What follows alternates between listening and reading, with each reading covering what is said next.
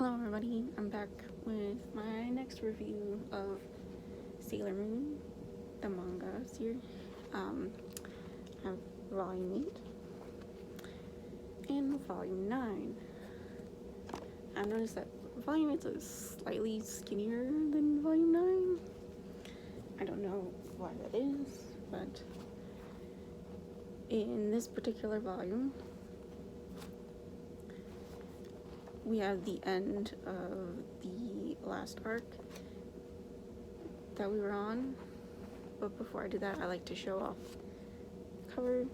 We got my favorite Sailor Senshi Neptune chibi version on the back. You got the cover in there too. You have this color picture, and then this is like the start of the manga, but it's in color with Princess Serenity right there, which is really pretty. And the light is always guiding us where we must go, like some brilliant messiah, is what it says. Now, here's some more color art. The girls. A lot of the girls, of course. So, this one we have Hotaru Awaken. Because let's be honest, we got no other choice, right? We need Hotaru to awaken. But you have Sailor Moon going in to sacrifice herself with the crystal, and the Holy Grail, using the combined powers of all her guardians, which I think is what triggers the awakening of Saturn. And it's kind of what I'm seeing here. And then Saturn is awakened in a really totally cool way. Look at this. She's just like, whoosh, pops out and destroys Mistress 9 in the process, of course, because that's just who she is. She's so amazing. She's such a cool Sailor Guardian. There she is. That's such a cool moment right there. I'm really glad how they handled her in the crystal season of this arc, because she didn't really, from what I remember of the third season of the 90s anime, was you don't really see her too much using her powers, from what I remember. But I haven't gotten there yet. I just started Sailor Moon R, and I'm like in the Black Moon arc now. I finished with An and Ale, with like that tree. So I just finished that arc. But here she is, all awesome and so pretty. And I love her outfit, how different it is, because she's got this like ginormous crystal right here. Her sleeves are slightly different compared to the other girls. She's got these totally crazy long boots. She's got this awesome weapon right here. Her glaive. I love her little earrings. So can you guys see these? They're tiny little Saturns. Isn't that totally awesome? I like how hers are her planet. I think all the other girls had like, different earrings. And it's also got like a crystal hanging on down the side, but I love how it's her planet. But I want to read to you what she says. I'm going to start here. It says, "Then is this the end? I feel that it hasn't been all that much time since the trigger was pulled to call me the last time. It seems I will forever remain the uninvited guest." I love how she knows nobody likes her in particular, and she don't really care. Right? She's just like, I don't give a rat's anything. A number of coincidences slowly accumulated, causing cracks in the plane of events, and before you know it, history is twisted just the slightest bit. And look at, as she's saying this like ginormous monologue, she's like totally kicking butt here. She's amazing. Like, she's amazing. Like, this is something you only get with this version of Sailor Saturn, I feel like, in the manga / you see it in Crystal. I'm going to go here. The accident that has occurred on Ugenzu has brought Hotaro, who should have been headed towards her eternal rest, back to an impossible existence as a cyborg. Which I still think that's an interesting twist. I mean, they didn't do that in the original anime. She, like, was just brought back by the Deathbusters, I feel like, was what happened. Like, they didn't turn her into a cyborg, I know that. It was a terrible shock to both her body and to my own soul, a soul that should never have been awakened. Then we began our life as vesselized beings, which is, they prepared her to be taken over by the Mr. Nine, the alien. Also, the twisted heart of Professor Tomo called to these alien creatures, but this also couldn't be helped. We were pulled here as well, because a path to this place opened from another world. After all, this world is the chosen land. The concentration of power in this land and its first steps down the path of total destruction, all of it was predestined by fate. And now that I am awakened, I must swing down this silent glaive. Silent Slave, the sickle of the goddess of death. That's, Neptune said that. For her to swing it down means annihilation of everything. Pluto said that. How can this be our preordained fate? Uranus said that. She goes, death, ribbon, revolution. I love, like, you actually kind of see ribbons coming out with her power, which is really cool, because ribbon is part of the power. But I like how she straight up is like, yo, I'm just here to end everything. She has this, like, really lengthy monologue where she's totally kicking butt. She's like, I'm taking everybody out. I love her. I love that. I had to read that, though, because I think it's awesome. But she's, like, kicking butt. And while she's doing that, I think that's what allows Sailor Moon to come out. Because she say that she's the guardian. No, she's the guardian of silence. My bad. She's supposed to be the guardian of rebirth, too, my understanding. I love how Naoko designed her. I just love her so much. This is the love for Sailor Saturn in this video, because let's be honest, that's who was really the focus of this particular chapter of the manga. Like, she's awesome. And then right here we have the return of Sailor Moon.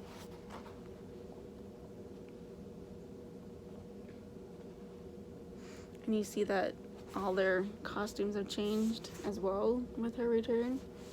Again, hinting at a rebirth, I feel. I love this right here where she says, here's Saturn, she's like, how beautiful the agony in the moment of destruction. She's so, like, into this. But here, this is the really important part. I'm gonna read this whole 2 pages, maybe more, because this is why I feel like she's also the guardian of rebirth, because I think, yes, she's destroying everything, but she's triggering a rebirth. It will come very soon now, and I, Sailor Saturn, will guide you to death and lead you to the silent world of the void. Sailor Moon goes, Saturn, if she keeps going, she'll get sucked into that warped airspace too. No, she's going with him, all the other senshi say, which is funny because she's like, I'm an uninvited guest, but here's what she says. There's no need to feel despair. With every end comes hope, and with every ending comes hope and rebirth. And the one to bring that forth is you, Super Sailor Moon. Sailor Saturn, Sailor Moon says, Sailor Moon, thanks to you releasing the powers of the Moon Chalice of Lore and the legendary Silver Crystal, this planet can be saved. I serve as guardian of destruction and death, only to bring rebirth. This is the chosen land, Tokyo, where the Silver Millennium will eventually be built. Its sacred power is your ally. So, like I said, she might be kind of terrifying because she can destroy planets, but she leads to rebirth. Like, they complement each other. They go together. She can only do it as long as she's around. She will only destroy to cause the rebirth that Sailor Moon will trigger. Does that make sense? Like, they work together.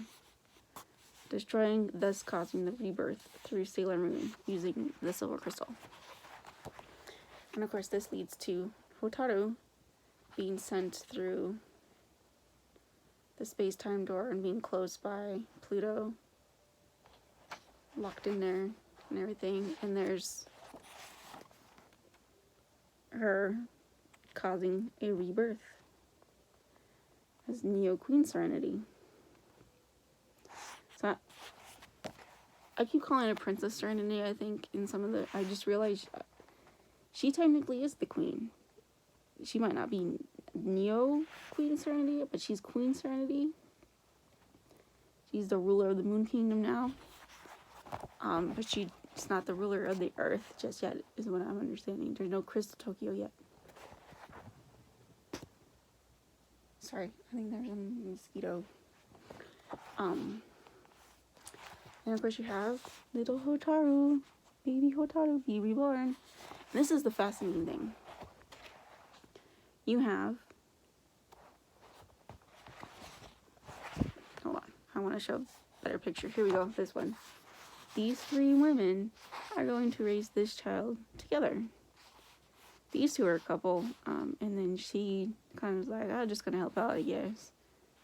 Unless, I don't know, maybe she's the third in the couple. They're a trio.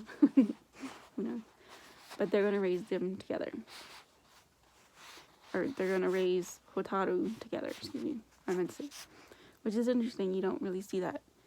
Very different from another example that I have is a show that I watch, Once Upon a Time, where you have Emma and Regina.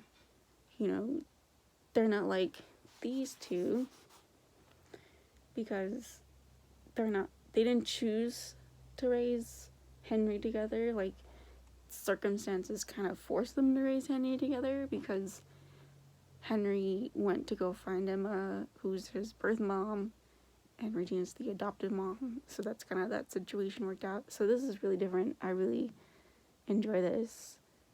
I mean, if people want like an example of women raising a child together, that's, I feel, way more positive. How about these three ladies? Haruka, Michiru, and Setsuna. And they're awesome. And then they're leaving. They've just joined the group, but they're leaving to go raise their child.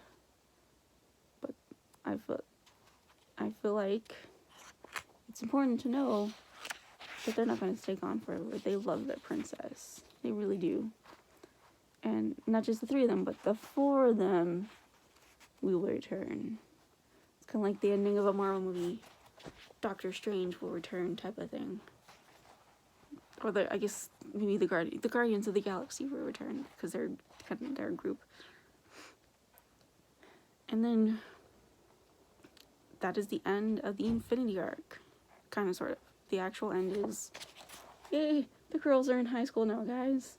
Totally different from the 90s anime, which kept them in middle school until the very last season. That's when they went to high school, which is weird. I feel like they're in high school, bam, right here. Like, we're in high school now. They're all excited. I would be too. I wouldn't want to be stuck in middle school forever. That would be crazy. I like how, I think it's Mina. Yeah, Mina is going to the same school as them, so Ray's the only one that is going to a different school. She's not cool like that. Don't want to go to the same school. Then Mamoru here has finished high school. So, and he's going to university. He's going to a medical university, which is interesting. But then I don't know how universities are in other countries. I just know what it's like here in America. But you have Chibiusa's going back, but that's got halted with this guy, and then a total solar eclipse. So she's sticking around for the next arc, which is, it's usually called the Dead Moon arc. This is Dream in the manga here. So this is also the arc that's season 4, the Supers arc. I like the arc in the manga more than I do in the anime. That's actually my least favorite season of the anime. Of the original anime, excuse me. But this one, I actually quite enjoy it. What's interesting about this is right here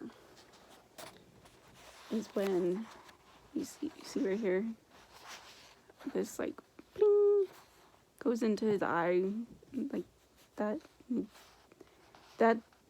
he's been cursed, guys.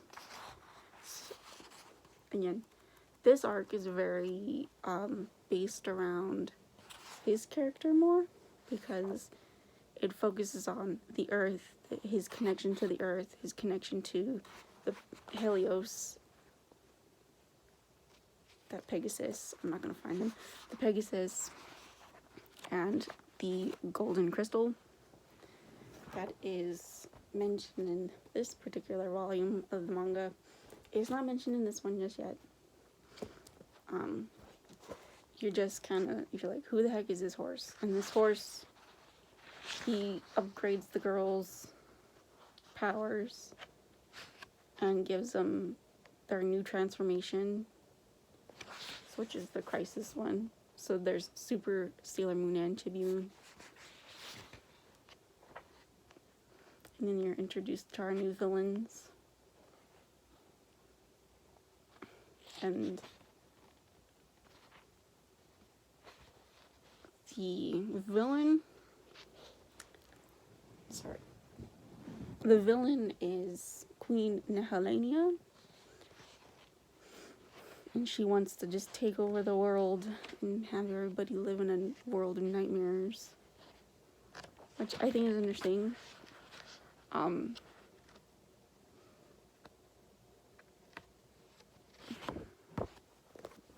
What I like about this arc, though, overall, is you have,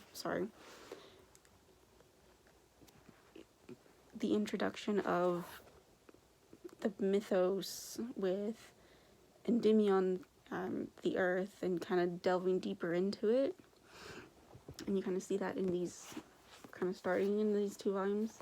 Mainly in this one, you have him explain who, Helios explains who he is, that he's the priest, and that in the heart of the earth, it protects the earth, and once that gets infected, the earth gets infected, then the prince gets infected. Like, they're all connected. And yeah, they mentioned the golden crystal. You don't know what it is just yet in this particular volume. I believe that's the next one, which will probably be the end of the arc, because volumes 11 and 12 will be what Stars ends up being. What I also like about this is you see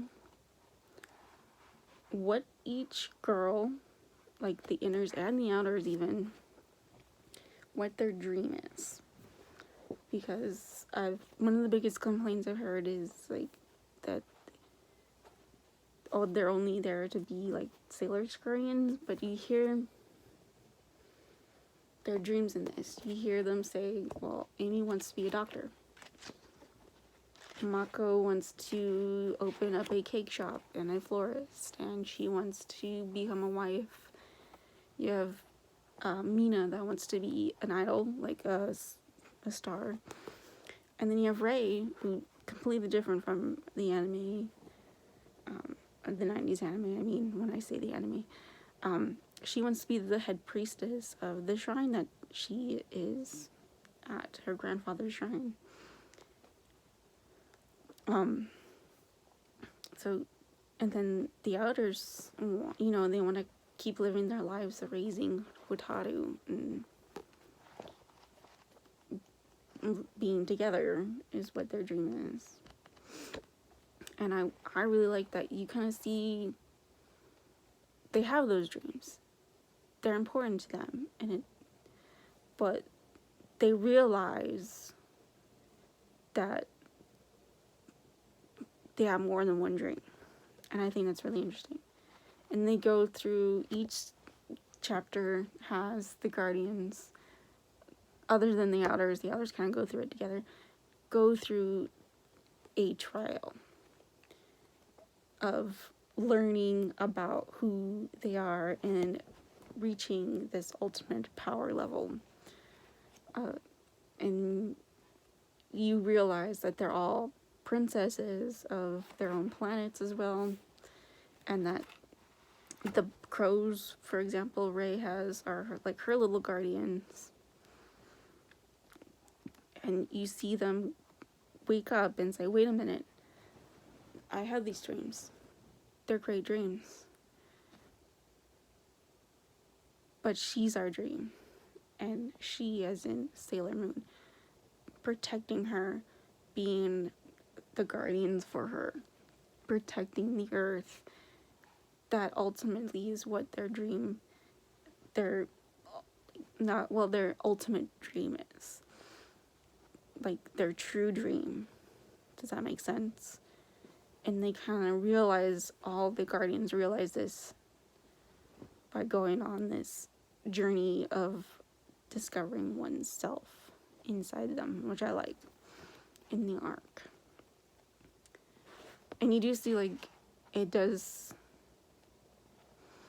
you know, like, Amy has words of encouragement from Satsuna. Rei has it from Michiru. Mako has it from Haruka. Mina gets it from Artemis. And then Hotaru is the one that does it for the 3 outer Sanshi. Because her inner self, Saturn, is what awakens in her. And she's like, Saturn's like, it's time to wake up. Again. Like, Saturn's like, I know we just woke up, like, not that long ago, but we gotta wake up again, because someone's coming after our princess. Someone's coming after our prince. And we gotta take care of them. We gotta keep them safe. Because for the outer Senshi, remember, their mission was different. Like, they were to protect the princess, but from afar and separate from each other and from the inner guardians. But Hotaru was like, no, we can't do that anymore. We've been reborn. We gotta change this way we've done things as guardians. And she tells them, and she realizes that as well, they need to get back to the others, and they need to work together with the other Senshi and with their princess and prince. I said princess just only, by the way. I realized and Dimion is also important to them as well. But they need to work together and be part of the team and not be separated. And that is important in their dream too. I love it. Speaking of Mina's dream, what is so cool about this is you get to see human Artemis, which you didn't see before. You only saw human Luna in the Super movie, which was one of the movies that came out. There was one for each. There's R, Super, and then Supers. I enjoyed the Sailor Moon movies. I actually have that movie, like, downloaded. I have the digital copy. I don't have any other. I have a couple episodes of Sailor Moon Crystal, just because it is a shorter anime series. I might download the classic anime, though, at some point in time, because I just love Sailor Moon so much. I really do. But yeah, I love the manga, and I really like what's going on here. And again, oh, I forgot to mention something. Not only, where are they? Like, so you guys remember the 4 generals from way back when? Back during the Dark Kingdom arc. They're still relevant in the manga. Do you know that, guys? there's a scene where they're watching over Mamoru, which I think is, oh no, he's in bed. There they are. Oh, bam. Check it out. When you guys, like, they're gone. Once the Dark Kingdom arc was finished up in the anime, never saw them again. But you see them in bits and, kind of sporadically throughout the manga still, after they've been turned into stones, because their consciousness is watching over their prince. Because, again, they were his guardians.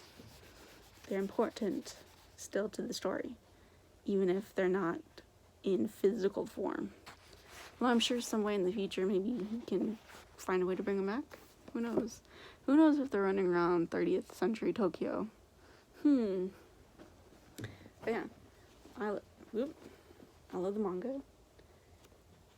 Love it so much. I've like I said, I'm being serious when I say this. I've read the manga more than I've seen either version of the anime.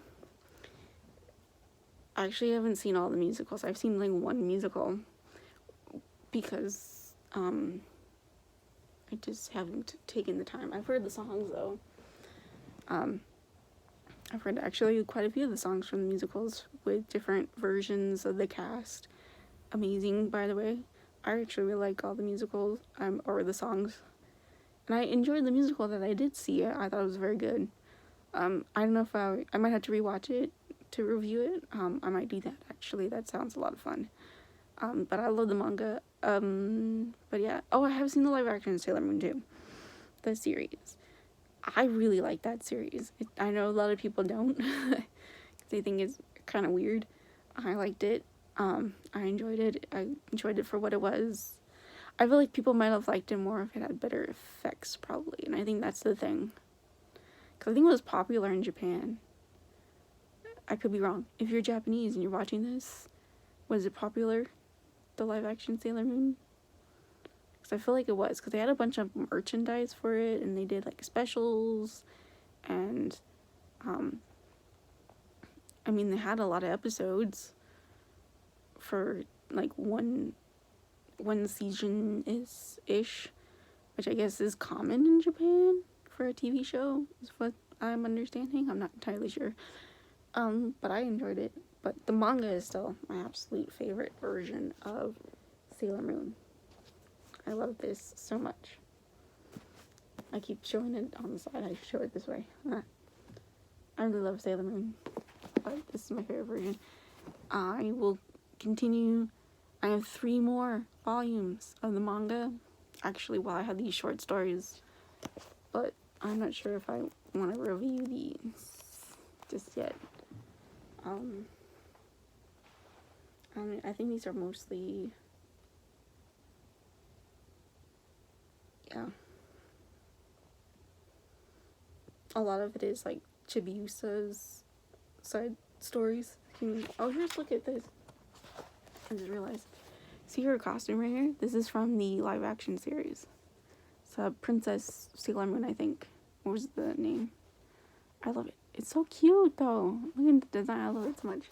I love the costume. So cute. With the little pearls and the ruffles.